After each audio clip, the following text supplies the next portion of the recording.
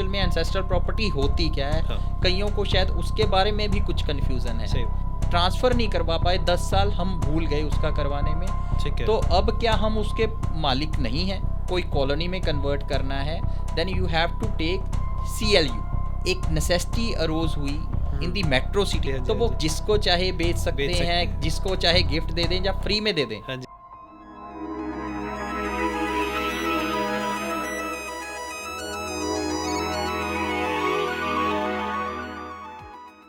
Property laws, property disputes. अगर आपका कोई प्रॉपर्टी डिस्प्यूट चल रहा है, आपने प्रॉपर्टी बाई करनी है, सेल करनी है, तो ये पॉडकास्ट सुनिए, एंड तक सुनिए, कुछ जानिए इस पॉडकास्ट से। आपको प्रॉपर्टी राइट्स के बारे में पता लगेगा, प्रॉपर्टी डिस्प्यूट्स कैसे सॉल्व होते हैं, कैसे बनते हैं, उनके बारे में पता लगेगा, प्रॉपर्टी ट्रांसफ़र कैसे होती है, एक रजिस्ट्री सेल डीड कैसे होती है, इसके बारे में पता लगेगा।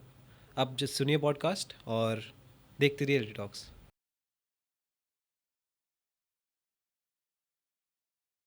Hello everyone and welcome to Reality Talks. आज हमारे साथ हैं advocate Sunil Garg, Punjab Haryana high court से। इनके 18 साल के एक्सपीरियंस से हम जानेंगे about property laws, property rights, property disputes. अगर आपको कोई प्रॉपर्टी खरीदने का, बेचने का मन है, कोई प्रॉपर्टी डिस्प्यूट है, तो इस पॉडकास्ट को सुनिए एंड तक और जानिए प्रॉपर्टी के बारे में, लॉज के बारे में। शुरू करते हैं। कैसे हैं सर आप? I am good Divit, thank you for calling me here. Thank you sir, thank you so much for coming. शुरू करते हैं। सबसे पहले मैं जानूंगा about the most basic property laws जो एक हर इंसान होल्ड करता है, हर इंडिविजुअल के पास होते हैं। दिवित, क्या होता है, हम कोई भी प्रॉपर्टी जब ओन करते हैं तब हमारे पास उस प्रॉपर्टी को यूज़ करने का, उसको इंजॉय करने का, and the way we want to use it, वो सारे हमारे पास राइट्स होते हैं। ठीक है। और ये सारा आता है जब हम कोई प्रॉपर्टी परचेज करते हैं और उसके बाद हमारे पास उसका मालिकाना हक आता है। ओके। ठीक। और जब हमको किसी टाइम पे उस पैसे की फिर से ज़रूरत होती है, जब हमको लगता है कि हम कोई और बड़ी प्रॉपर्टी लेना चाहते हैं, तब हमारे पास उसका ये भी राइट आता है कि हम उसको बेच के, उसको सेल करके, हाँ जी। कोई उससे पैसे आके फिर कोई दूसरी प्रॉपर्टी परचेज करते हैं, परचेज कर सकते हम हैं। ये हमारे सारे राइट्स उस प्रॉपर्टी से जुड़े होते हैं। अब कोई भी प्रॉपर्टी जब परचेज करनी है तो हम सबसे पहले जो उसको बेचने वाला है उसके मालिकाना हक देखते हैं कि उसको किस डॉक्यूमेंट से उसको उस डॉक्यूमेंट के, उस प्रॉपर्टी के रिगार्डिंग मालिकाना हक मिले हैं। अगर उसके पास प्रॉपर डॉक्यूमेंट्स हैं तब हम उसके साथ एक डील करते हैं। हाँ जी। उस एक सर्टेन प्राइस के ऊपर कि हम ये प्रॉपर्टी इतने रुपए में खरीदना चाहते हैं। और उसके बाद उसकी डॉक्यूमेंटेशन करने के लिए प्रॉपर हम एक डेट फिक्स कर लेते हैं कि सर्टेन डेट को हम आपको पूरे पैसे दे देंगे और ये डॉक्यूमेंट जो सेल डीड है मेरे नाम पे हो जाएगी और उस डेट से मेरे नाम पे उस प्रॉपर्टी के मालिकाना हक आ जाएंगे। ठीक है। तो मतलब एक मालिकाना हक होता है और एक बेचने का हक भी होता है कि आपके पास प्रॉपर्टी है, उसे एंजॉय कर सकते हैं, यूज़ कर सकते हैं, उसको उसे बेच सकते हैं। Okay. Coming to buying properties, एक प्रॉपर्टी परचेज करने का क्या प्रोसीजर होता है, लीगल प्रोसीजर स्टार्ट से लेकर एंड तक? हाँ, जैसे दिवित मैंने अभी बताया आपको। हाँ जी। कि सबसे पहले कोई भी प्रॉपर्टी जो हम खरीदना चाहते हैं तो जो बेचने वाला है उसके नाम पे क्या डॉक्यूमेंट हैं, उसके रिकॉर्ड के ऊपर गवर्नमेंट रिकॉर्ड में क्या डॉक्यूमेंट्स हैं और उसके खुद के पास उस प्रॉपर्टी के रिलेटेड क्या क्या डॉक्यूमेंट्स हैं। ठीक है। क्या उसने खुद भी वो प्रॉपर्टी परचेज की है, या उसको वो प्रॉपर्टी अपने पेरेंट्स से मिली है। ओके।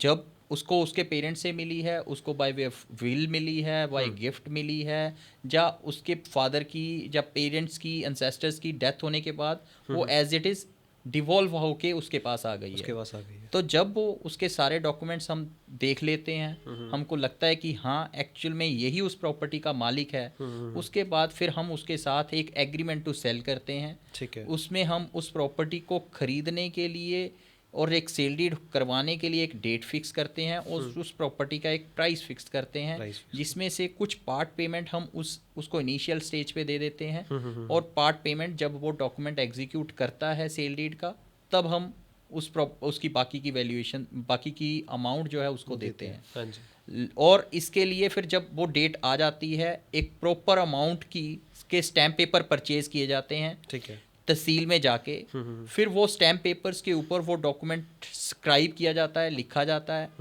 फिर उस डॉक्यूमेंट को एक कंसर्न जो सब रजिस्ट्रार है, तहसीलदार है कंसर्न एरिया का, वहाँ पे जाके उस डॉक्यूमेंट को प्रेजेंट किया जाता है। वहाँ पे तहसीलदार की हाज़िरी में सेलर, परचेज़र और विटनेसेस साइन करते हैं और उनकी फ़ोटोग्राफ होती है, और वो उसके बाद तहसीलदार उसके ऊपर साइन कर देता है। ठीक है। जिस टाइम वो तहसीलदार उसके ऊपर पार्टीज़ की प्रेजेंस में साइन कर देता है, पुराने वाला पर्सन के मालिकाना हक ख़त्म हो जाते हैं, और उसी सेकंड से जो उसमें टाइम लिखा जाता है, जो परचेज़र है उसके मालिकाना हक शुरू हो जाते हैं। यहाँ दिवित मैं एक और बात भी बताना चाहूँगा।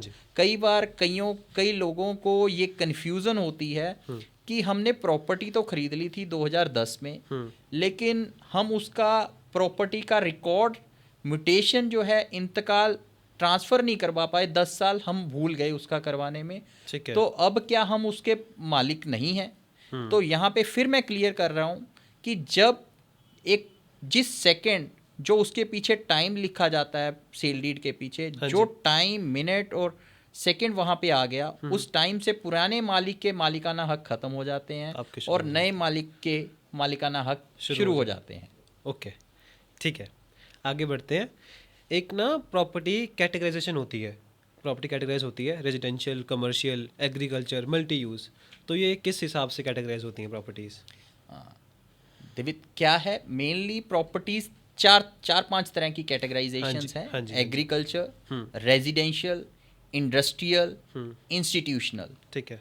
पहले आफ्टर दी फ्रीडम, इंडिपेंडेंस, ऐसी कोई कैटेगराइजेशन नहीं थी। सब कुछ as it is, as per uses चल रहा था। कोई किसी प्रॉपर्टी को एज ए इंडस्ट्री यूज़ करता था, कोई किसी प्रॉपर्टी को एज ए रेजिडेंशियल यूज़ करता था। But with the passage of time एक नेसेसिटी अरोज हुई in the metro cities, initially in the metro cities around in the 80s। Okay, it was felt like कि industries जो है उससे कुछ इस तरह के मटेरियल्स निकलते हैं, गैसेस निकलती हैं, so it should be developed in a separate area and it should be away from the residence, right. So उस चीज़ से ये कॉन्सेप्ट इवॉल्व होना शुरू हुआ दैट दिस इंडस्ट्री के लिए कि सेपरेट एरियाज ईयर मार्क्ड किए जाएँ और रेजिडेंस के लिए सेपरेट एरियाज ईयर मार्क्ड किए जाएँ। उससे ये लॉज धीरे धीरे इवॉल्व होने शुरू हुए और उससे कैटेगराइजेशंस हुई कि भाई इस प्रॉपर्टी पे आप सिर्फ इंडस्ट्री लगा सकते हो, रेजिडेंस नहीं हो सकती,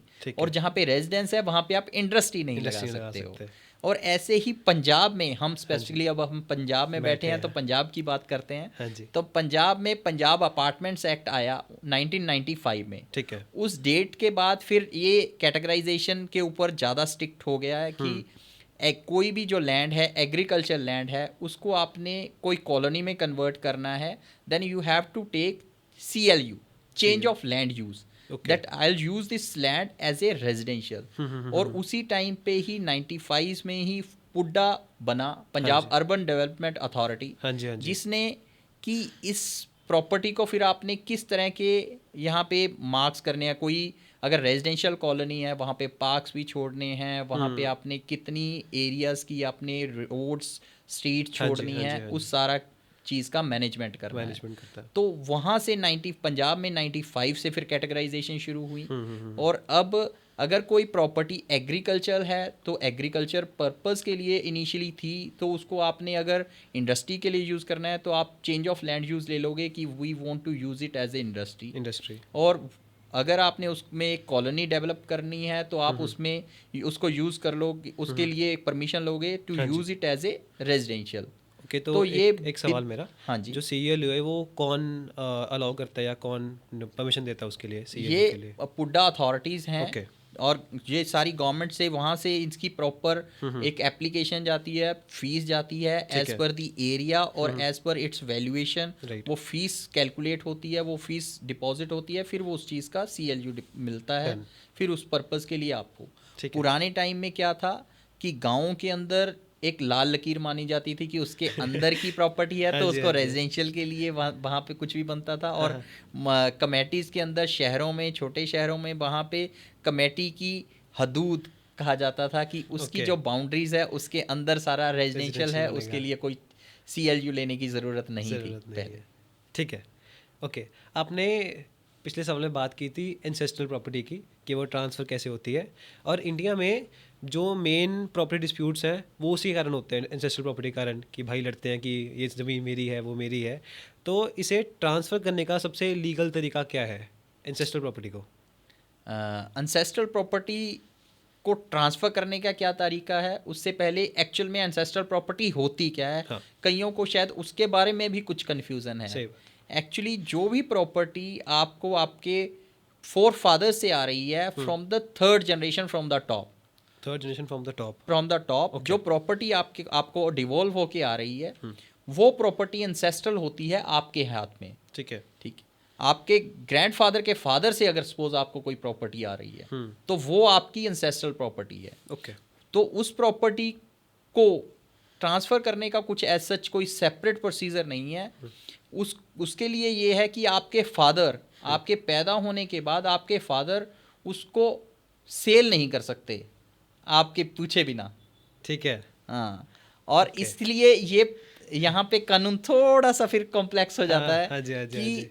अदरवाइज अगर आपके फादर ने कोई भी प्रॉपर्टी खुद से परचेज की है अपनी खुद मेहनत करके, हाँ जी, हाँ जी, तो हाँ वो जी। जिसको चाहे बेच सकते हैं, जिसको चाहे गिफ्ट दे दें या फ्री में दे दें। हाँ जी, हाँ जी, हाँ जी। लेकिन अगर उनको वो प्रॉपर्टी उनके ग्रैंडफादर से आई है and you have already born, हाँ जी।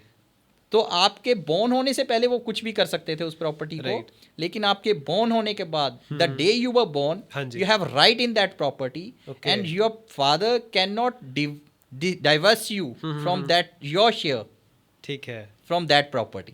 ओके ओके ओके, मतलब जो लास्ट जनरेशन है वो ही ओनर होगी, राइट ओनर होगी उस प्रॉपर्टी का। जितना उसका शेयर बनता है। Okay. अगर आपके फादर के आगे ब्रदर्स हैं, उनके हाँ, आगे चिल्ड्रन हैं, right, तो right. उनका भी शेयर अपना एक बनेगा। शेयर होगा। तो जैसे जितना आपका शेयर बनता है, हाँ जी। उसको वो नहीं सेल बेच आउट सकते। ही नहीं कर सकते। नहीं कर सकते आपके पीछे बिना। ये सिर्फ आपके till the time third generation तक जो प्रॉपर्टी है उसको कैसे भी वो सेल आउट कर सकते हैं, गिफ्ट अवे कर सकते हैं, किसी को भी दे सकते हैं। The time the fourth generation is born and the property has not been divided, हाँ जी। or the property has not been sale out, so he has a right by birth in that property. Okay. और उस property को फिर आपके parents नहीं बेच सकते। नहीं बेच सकते, उसको ट्रांसफ़र नहीं कर सकते। ओके, इंटरेस्टिंग था ये। ऑलराइट, एक क्यूरियस क्वेश्चन है मेरा। जैसे हम देखते हैं कुछ एरियाज होते हैं, फॉर एग्जांपल हिमाचल, जहाँ पे सिर्फ लोकल्स प्रॉपर्टी बाय कर सकते हैं। जैसे हिमाचल में सिर्फ हिमाचलीज अलाउ होते हैं प्रॉपर्टी बाय करने के लिए, तो ऐसा क्यों है और क्यों होता है ऐसा? पहले तो थोड़ा सा यहाँ पे मैं क्लैरिटी देना चाहूँगा। ऐसा नहीं है कि कोई भी प्रॉपर्टी कोई भी नॉन हिमाचली नहीं खरीद सकता। ओके। हमने अपने ऊपर वाले पार्ट में डिस्कस किया था कि प्रॉपर्टीज़ की कई कैटेगराइजेशंस होती हैं, हाँ जी, हाँ जी। Residential, industrial, institutional, agriculture. Right. As far as the category of residential, industrial, institutional is concerned, कोई भी और बिल्ट अप प्रॉपर्टी है, अपार्टमेंट्स हैं, बिल्डिंग्स हैं, उसको कोई भी नॉन हिमाचली भी हिमाचल में जाके परचेज कर सकता है। ठीक है। सिर्फ और सिर्फ हाँ जी। एग्रीकल्चर लैंड के लिए है कि उसको नॉन हिमाचली नहीं परचेज कर सकते एग्रीकल्चर। ठीक है। ठीक है, चाहे वो सिटीजन्स भी हैं इंडिया में। ऐसा एक और भी कानून है, एक फेमा है, फॉरेन एक्सचेंज मैनेजमेंट एक्ट। ठीक है। उसके अकॉर्डिंगली जो फॉरेनर्स हैं, दूसरी कंट्री के लोग हैं, वो इंडिया में आके एग्रीकल्चर लैंड नहीं परचेज कर सकते। ठीक है।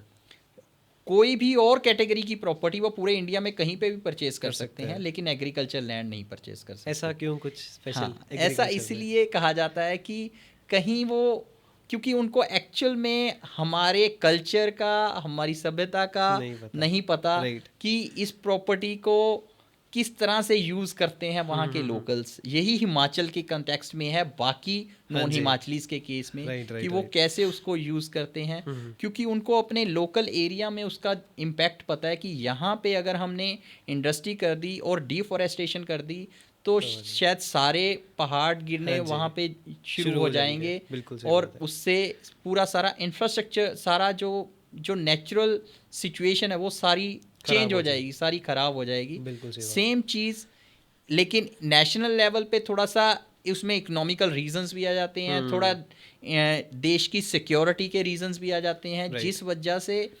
फॉरेनर्स एग्रीकल्चर लैंड नहीं परचेज कर सकते बाकी कर और कोई भी प्रॉपर्टी परचेज कर सकते हैं। ठीक है, ओके।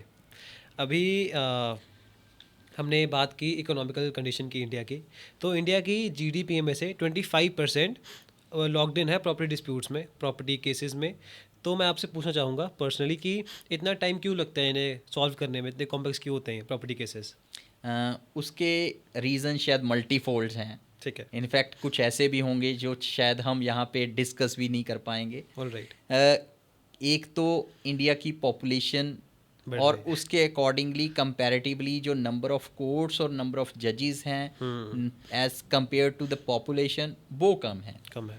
और हर एक आज की डेट में जो प्रॉपर्टी है, प्रॉपर्टी की valuation day by day increase होती रहती है। Right. That is worth now lakhs crores of rupees.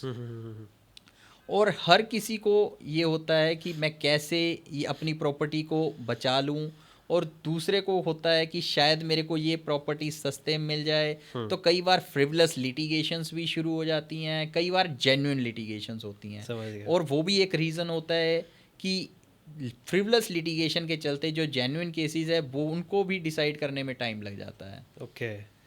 और जो हमारा इंडिया का जो लॉज हैं वो बड़े डिटेल्ड लॉज बने हुए हैं, बड़े एक्सप्लेनेटरी हैं।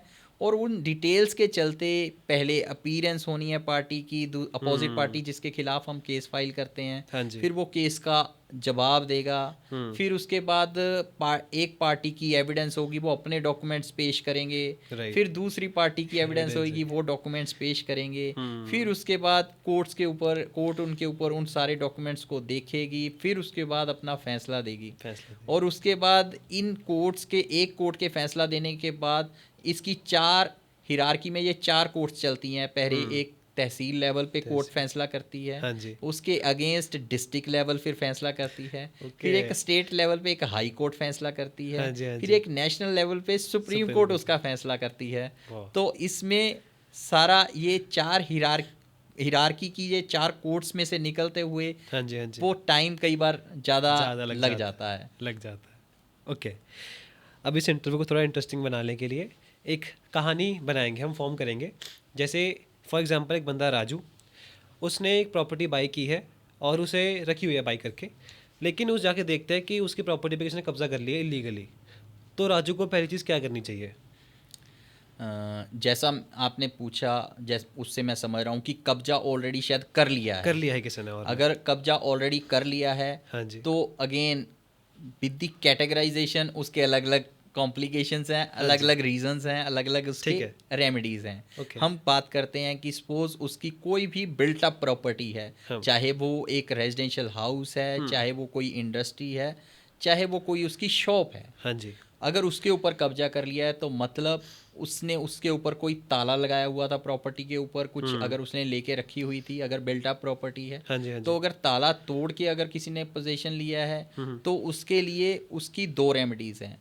एक सिविल की रेमेडी है, एक क्रिमिनल की रेमेडी है। ट्रेसपासिंग। हाँ, क्रिमिनल की रेमेडी कि उसने प्रॉपर्टी के अंदर ट्रेसपास कर लिया विदाउट उसकी परमिशन, तो ये एक इलीगल एक्ट है, इसके लिए उसको सजा मिलनी चाहिए। ये क्रिमिनल लॉ डिसाइड करता है। ठीक है। उसके लिए उसको कंसर्न थाने में जाके जो उस एरिया का लगता है वहाँ जाके उसको एक एप्लीकेशन देनी है और अपने साथ में डॉक्यूमेंट लगाएगा वो अपने ओनरशिप के कि ये मेरे डॉक्यूमेंट्स हैं और मैं इस प्रॉपर्टी का मालिक हूँ और ये प्रॉपर्टी इसने फलां डेट को ताला तोड़ के कब्जा कर लिया। और साथ ही मेरे पास एक सिविल रेमेडी है।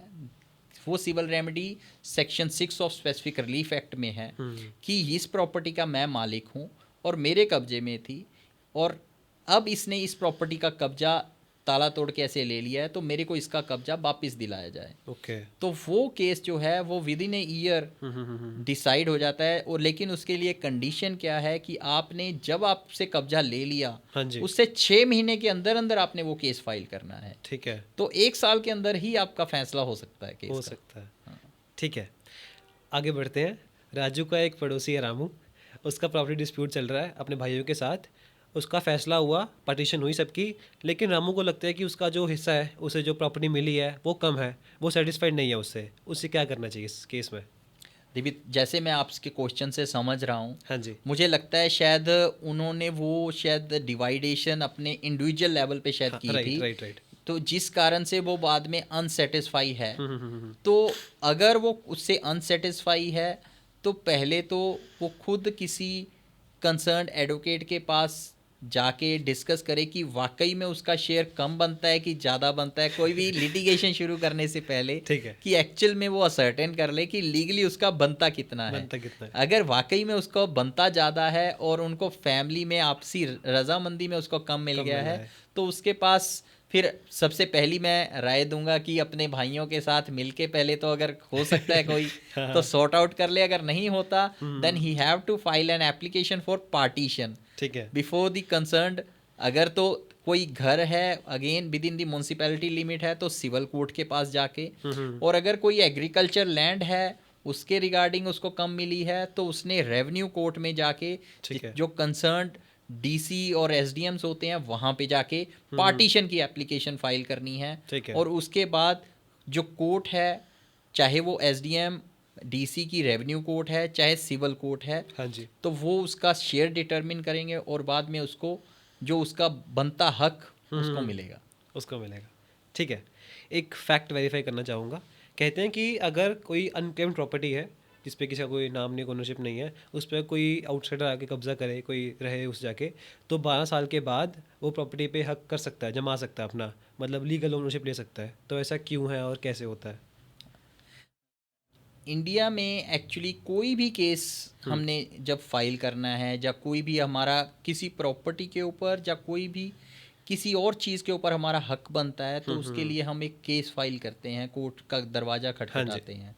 लेकिन कोर्ट ने उसके लिए एक कानून ये भी बनाया है, एक टाइम पीरियड फिक्स किया है कि भाई अगर आपने इस कैटेगरी का केस फाइल करना है तो आपके पास इतना टाइम है, ठीक है, इस कैटेगरी का केस फाइल की करना है तो इतना टाइम है। ऐसा नहीं है आज आप किसी प्रॉपर्टी के प्रॉपर्टी के आप मालिक हो और किसी किसी दूसरे को जो आप, मैं एक छोटी सी एग्जांपल लेता हूँ। हाँ जी, सपोज आपका पड़ोसी है, उसको लगता है कि शायद ये आप उसकी जो जगह है वो 100 गज है, जबकि है एक्चुअल में 90 गज, 90 स्क्वायर यार्ड, लेकिन उसको लगता है शायद 100 100 गज गज है। की है। वो 100 गज के ऊपर अपना घर बना लेता है और 2-3 मंजिला बिल्डिंग बना लेता है और उस पर रहने लग जाता है। हाँ जी, और आप 15-20 साल बाद उठ के आओ कि नहीं तेरा तो 90 गज तक था तो हाँ, हाँ, तूने 100 गज में बना लिया है, तो ये तूने इलीगल बना लिया है, अब इसको तोड़ो। तो कोर्ट को लगता है कि ये फिर उस जिसने जो ऑलरेडी घर बना के वहाँ पे अब रह रहा है 15-20 सालों से, तो ये उसके साथ एक इनजस्टिस हो जाएगा। बिल्कुल सही बात है। जो वहाँ पे ऐसे सोच के हाँ जी, अनजाने में, हो सकता है कई बार ये चीज़ें जानबूझकर भी होती हैं, कई बार अनजाने में हो जाती हैं, तो अब उसके साथ ये इनजस्टिस हो जाएगा कि अगर हम उसको कहें कि पूरा मकान तोड़ तोड़ और 90 गज में बना, 100 गज में ना बना। तो इसीलिए हर चीज़ के लिए कोर्ट ने एक टाइम फिक्स किया है कि अगर ये चीज़ हो गई थी तो आपने एक टाइम रहते कोर्ट को अप्रोच करना था। राइट, तो अगर उस टाइम रहते वो पर्सन कोर्ट को अप्रोच करता है तो कोर्ट कहती है कि हाँ तेरे मालिकाना हक इस प्रॉपर्टी में बनते हैं, तो वो प्रॉपर्टी उसको दिलाती है। दिलाती है। तो इसी प्रिमाइस से शुरू हाँ जी, होके हाँ जी, पोजेशन वाले केस शुरू हुए, ठीक है, जिसमें कोर्ट ने टाइम पीरियड दिया हुआ था 12 साल ठीक है, कि अगर आप किसी प्रॉपर्टी के मालिक हो लेकिन आपकी वो प्रॉपर्टी खाली पड़ी है क्योंकि आपके पास ऑलरेडी दूसरी और कई प्रॉपर्टीज हैं जहाँ पे आप रह रहे हो, हाँ जी, काम हाँ कर जी, रहे हो, हाँ जी, तो इसीलिए आपने वो प्रॉपर्टी खाली छोड़ी हुई थी और आपको पता भी नहीं, किसी और ने दूसरे ने आके वहाँ पे घर बना लिया और रह रहा है। हाँ, हाँ, हाँ, हाँ, तो कोर्ट ने उसके लिए 12 साल का टाइम पीरियड दिया था कि अगर किसी और ने कब्जा कर लिया तो जिस दिन उसने वो कब्जा किया उससे 12 साल के अंदर अंदर आप अगर केस करते हो तो आपको वो प्रॉपर्टी आपकी मिल जाएगी, क्योंकि मालिक आप हो ही, हाँ जी, आपको हाँ जी, वापिस उसका पोजेशन दिला दिया जाएगा। दिला दी जाएगा। लेकिन अगर 12 साल से ज़्यादा का टाइम पीरियड निकल गया हाँ, हाँ, हाँ, तो जो वो प्रॉपर्टी में बैठा है हम्म, तो फिर वही उसको हम नहीं उठाएंगे, क्योंकि नहीं हम आपका केस ही नहीं एक्सेप्ट करेंगे, क्योंकि आपका वो केस दायर करने का टाइम निकल चुका है। टाइम निकल चुका तो है। वहाँ से ये कॉन्सेप्ट इवॉल्व हुआ और Okay. 12 साल वाला ये टाइम पीरियड आया। ठीक है, डन। लास्ट में मैं आपसे कोई ऐसी कहानी, कोई किस्सा या कोई ऐसी टीचिंग हो जो आपने सीखी अपने एक्सपीरियंस से, जो आप ऑडियंस को बताना चाहें। मैं कोई स्पेसिफिक एक केस बताने से अच्छा थोड़ा ये इन जनरल ये बताना चाहूँगा कि नॉर्मली दो तरह की लिटिगेशंस चलती हैं पार्टीज़ के अंदर। या तो फैमिली डिस्प्यूट होता है विद इन ब्रदर्स कि भाई तेरे को कम शेयर, मेरे को कम शेयर मिल गया, तुमको ज़्यादा शेयर मिल गया, या तो उस तरह के केसेस होते हैं। हाँ जी। जा केसेस होते हैं कि ए पर्सन ने बी से कोई प्रॉपर्टी परचेज कर ली और बाद में उसको लगा कि शायद उसने सस्ते में बेच दी और फिर वो उसको सेल डीड नहीं करवाता और उससे लिटिगेशन शुरू होती है। ठीक है।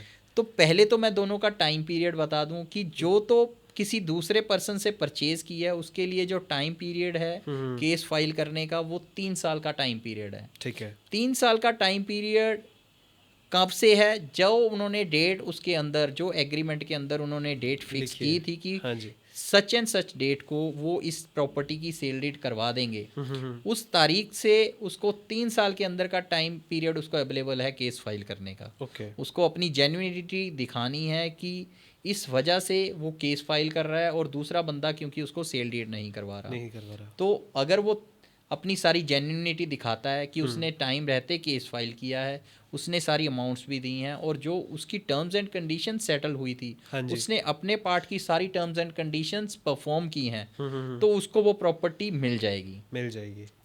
और जो प्रॉपर्टी आपको अपने पेरेंट्स से या डिवॉल्व होके मिलती है भाइयों के साथ, उसमें जो आपका शेयर बनता है वो कानून के मुताबिक आपका शेयर ऑलरेडी डिटर्मिन्ड है कि इतना शेयर ही आपको मिलना है। अगर किसी एक्स बंदे पर्सन के उसके 3 बच्चे हैं तो तीनों को और उसकी खुद की वाइफ को और मदर को अगर अलाइव है तो उसके 5 हिस्सों में उसकी प्रॉपर्टी डिवाइड होनी है, तो पांचों को 1/5 मिलना है। हाँ जी, हाँ जी, हाँ जी, अगर हाँ जी। किसी के पास ज़्यादा होगा तो वो उस भाई से लेके दूसरे भाई को दिया जाएगा।